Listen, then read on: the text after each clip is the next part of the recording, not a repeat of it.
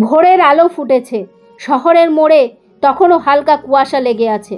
হঠাৎই শোনা যায়, গরম চায়, গরম চায়। রামু পাড়ার সবার প্রিয় চাওয়ালা, কাঁধে লাল নীল ধুতির গামছা ফেলে হাতে ধোয়া ওঠা কেটলি নিয়ে হাজির। আজ সে বানিয়েছে লাল চা। কড়াইতে ফুটছে জল, পাতার গন্ধ চারিপাশে ছড়িয়ে পড়েছে। সেই চায়ে হালকা আদাকুচি দিয়ে নাড়তেই যেন সকালটা প্রাণ পায়। গ্লাসগুলো সারি করে রাখা, ছোট ছোট কাচের গ্লাস। রামু সাবধানে লাল চা ঢালছে। ধোয়ার সাথে যেন উঠছে বন্ধুত্ব, গল্প আর আড্ডার গন্ধ। পাশের দোকানের লোক বলছে, রামু এক গ্লাস চা দে তো, আজ দেরি হচ্ছে কাজে।